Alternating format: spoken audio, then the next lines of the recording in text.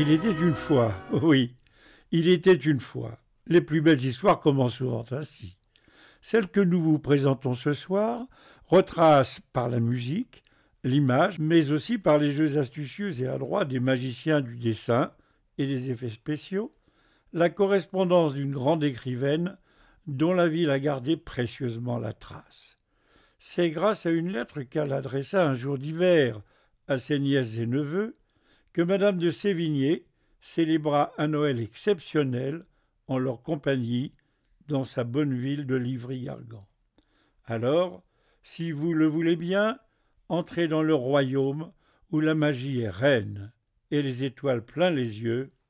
Écoutez, regardez.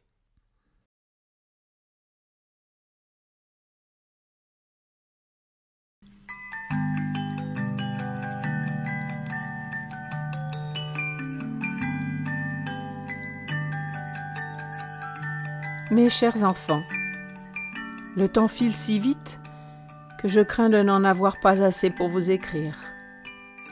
La présente lettre est une invitation à votre endroit. Je profite de ce que la voiture livre de mieux en mieux les courriers, ce qui, vous pouvez le croire, est un extraordinaire progrès dans ce que j'appellerais l'art de communiquer. Vous rendez-vous compte ? Il suffit que je glisse 7 lettres dans un pli cacheté, que j'y inscrive votre nom et votre adresse, que je le porte où il est convenu, pour que quelques jours plus tard, vous la receviez. Chers neveux et nièces, avouez que c'est incroyable, n'est-ce pas? Je vous disais donc qu'il nous plairait que vous veniez nous rejoindre quelques jours, au moment des fêtes de fin d'année, à la demeure que nous occupons de temps en temps au cœur de notre charmante petite ville. Vous savez combien nous nous y sentons à l'aise. Je suis persuadée que les enfants en seraient très heureux. Convenez que l'occasion serait belle de nous retrouver, non? J'ai en mémoire les belles soirées où, enfant, je me régalais d'avance des surprises que mes parents ne manquaient jamais d'imaginer ou de trouver sur leur chemin.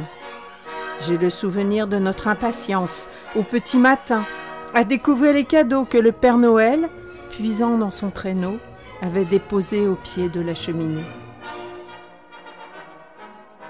Et puis, nous jouirions du magnifique parc qui entoure la propriété pour nous y promener.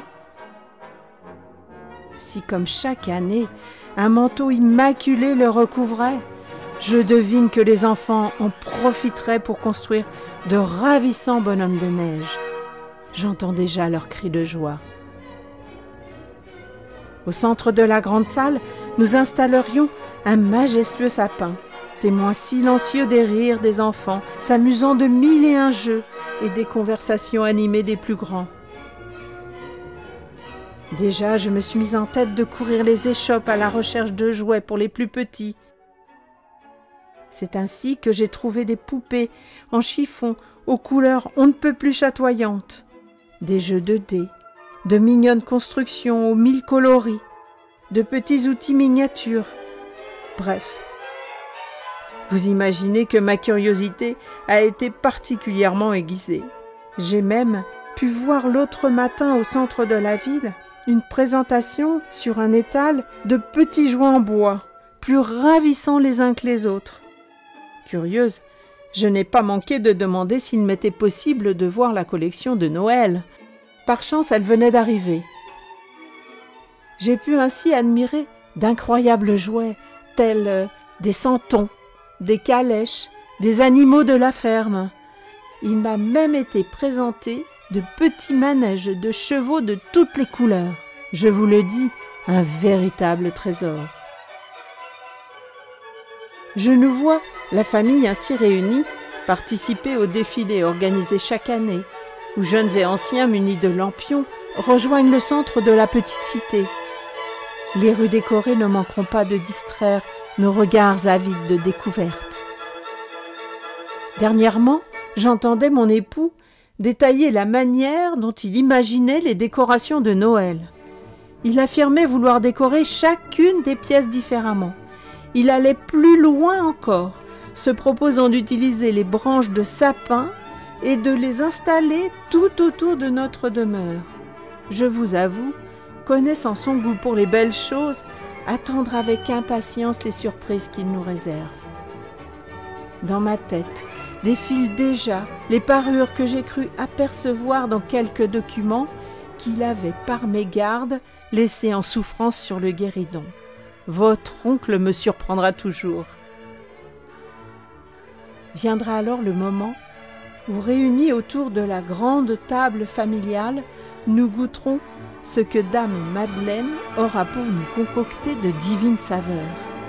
Je suis convaincue que le repas de Noël sera, comme toujours, l'occasion de déguster des plats aux 1001 goûts mystérieux. Avant de conclure ce courrier, il me revient que notre voisin proche me disait dernièrement que durant les fêtes de Noël, quelques animations particulières se dérouleraient au cœur de la cité. C'est ainsi que troubadours, conteurs de rue et ménestrels devraient nous offrir une aubade. Voilà, vous imaginez combien nous attendons votre réponse, tant notre impatience est grande de vous recevoir. Je vous embrasse, chers neveux et nièces. Très affectueusement, votre tante.